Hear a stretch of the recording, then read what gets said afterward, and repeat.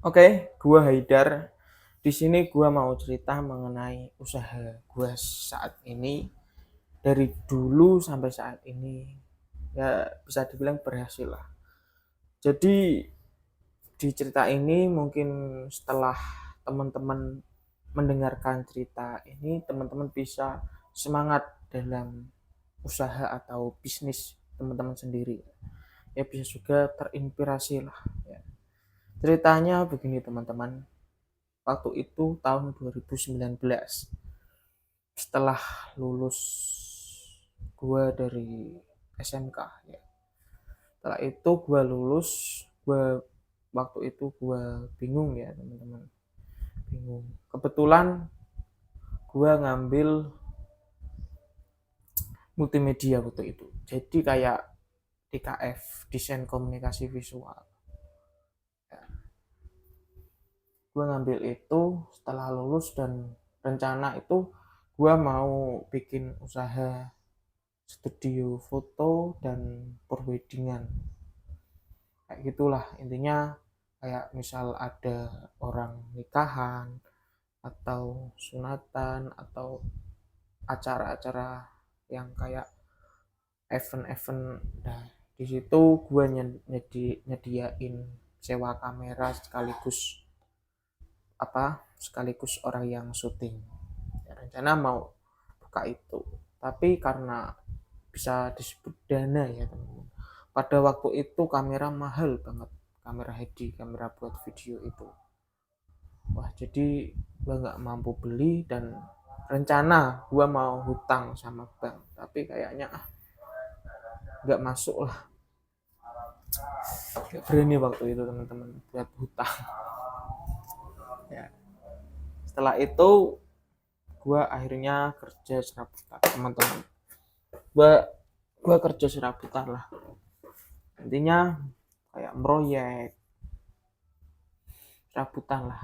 Dan kok kerja nggak enak kayak gini, akhirnya gue bantu orang tua gue ya, kebetulan orang tua gue punya usaha mebel ya, usaha bisa dibilang pengusaha mikro lah, pengusaha kecil atau UMKM. UMKM itu jajan, kalau furnitur termasuk ya. Oke, bentar teman-teman, gue mau matiin kipas. Jadi intinya ya mungkin kita harus berani mencoba teman-teman, mencoba yang lain dan nambah pengalaman. Kalau bisa sebelum kita membuka usaha, kita harus belajar terlebih dahulu. Jadi kalau misal kita jadi bos, itu kita nggak istilahnya itu dibohongi oleh karyawan kita ya. Oke, lanjut tadi ke pekerjaan ya. Gue akhirnya jadi istilahnya sekretaris teman-teman, sekretaris tukang kayu atau carpenter, dalam bahasa Inggris disebut carpenter ya. Gue ikut, jadi kalau ada pasang pintu atau jendela gue ikut masang, kalau ada orang mau bikin lemari pintu, ada yang pesan, jadi kalau ada yang pesan aja gue buat. Setelah itu timbul perasaan bosen dan mau ngapain setelah ini, kok nggak ada peningkatan. Nah akhirnya gue nyoba tahun berapa ya, oh tahun 2021 kayaknya, tahun 2021, karena bosan bekerja teman-teman, bosan kerja lalu akhirnya memutuskan untuk ke pesantren teman-teman. Waktu itu pesantren di daerah Jogja, jadi pesantrennya itu di dekat Prambanan teman-teman. Bingung mau ngapain, jadi kalau setelah kerja mau apa, bingung nggak punya kegiatan, akhirnya itu daftar ke pesantren. Setelah daftar ke pesantren 1 bulan kemudian, nggak tahu kenapa Gua nggak kerasan, gua nggak betah di pesantren teman-teman,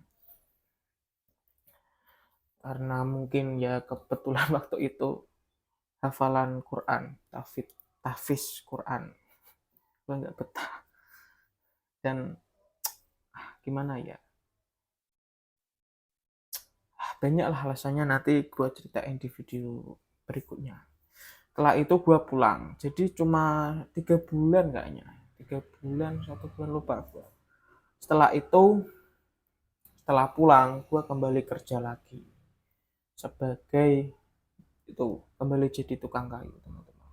Usaha kecil-kecilan lah, kalau ada yang bikin pintu jendela itu saya terima orangnya, lalu saya suruh dia untuk nyari di Google gambarnya kayak apa. Setelah itu dikirimkan saya lewat WA, lalu saya print gambar, cedet, langsung saya buat sesuai pesanannya pelanggan. Jadi pengusaha yang mikro, pengusaha kecil. Jadi bosnya saya, sekretarisnya saya, karyawannya saya. Ya, waktu itu banyak sekali pekerjaan. Saya mencoba rekrutmen dan seleksi karyawan teman-teman. Saya mudah lah, intinya kalau ada yang kenal aja kayak orang tua itu saya suruh masuk, yang penting orangnya jujur dan siap kerja di bawah tekanan. Tapi yang saya terima itu orangnya budek teman-teman, kan udah tua. Budek, jadi waktu itu saya suruh untuk dia mendempul, itu kan kayu kalau yang lubang kita dempul. Nah, dempulnya itu gue bilang, Pak ini dempulnya warnanya apa, warnanya coklat. Nah, dia malah ngasih warna kuning. Nah, akhirnya gue bingung mau marah orang tua kan gak enak. Setelah itu ya kaget lah, minun gaweni kalau istilah Jawanya, atau bahasa Indonesianya itu harus kerja kembali. Jadi pekerjaannya orang tua tadi saya kerjakan kembali. Akhirnya saya suruh pulang, saya bayar gajinya itu waktu 1 bulan itu, lalu saya suruh pulang daripada nyusahin ya teman-teman. Jadi waktu itu gua aduh bingung, harus kuliah nih, harus kuliah, tapi kok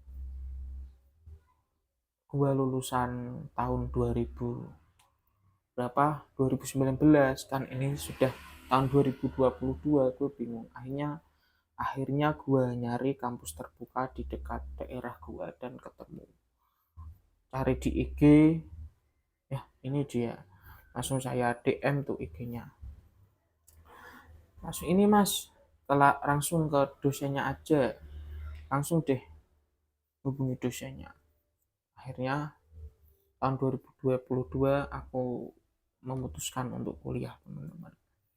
Nah, kalau dibilang kuliah buat apa sih, kalau padahal gua buka usaha sendiri, tapi buat apa?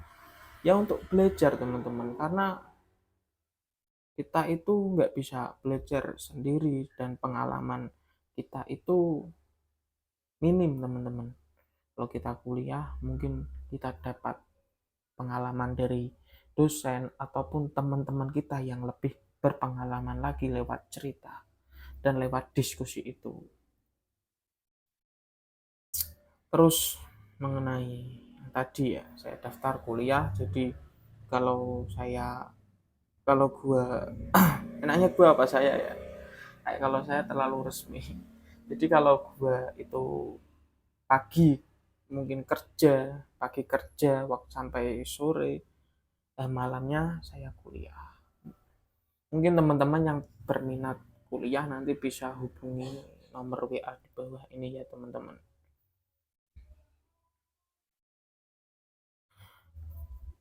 Enak bener kuliah teman-teman, selain dapat punya banyak teman, teman-teman bisa menambah relasi dan menambah ilmu-ilmu baru teman-teman.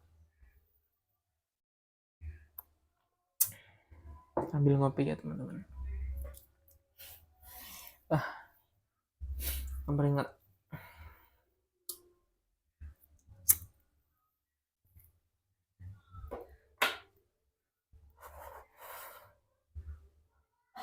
Jadi intinya itu, hidup itu ya dijalani aja teman-teman, nikmati prosesnya. Dan kita itu nggak tahu nanti kita mau seperti apa, dan intinya kita harus berusaha aja teman-teman, berusaha semaksimal mungkin untuk tujuannya itu ambisi kita, tapi jangan terlalu berambisi, nanti malah depresi. Nikmati saja prosesnya teman-teman, dan kesuksesan itu tidak bisa diukur. Misalnya kayak ada si A, suksesnya dia itu punya mobil, punya rumah, punya rumah. Suksesnya si A, impiannya si A ini. Dan si B itu suksesnya punya istri. Menurut suksesnya dia itu. Dan mengapa berbeda? Karena si A ini sudah punya istri, tapi belum punya mobil dan rumah. Sedangkan si B itu sudah punya mobil, rumah, aset komplit, tapi dia belum punya istri. Jadi impiannya punya istri. Itu teman-teman. Kesuksesan seseorang itu tidak bisa disamakan, dan karena impian orang itu berbeda-beda, itu tidak bisa. Tadi di awal tadi gua mau bilang kisah ya teman-teman, kisah usaha saat ini tuh sekarang gini, mebel udah bisa bergerak di furnitur.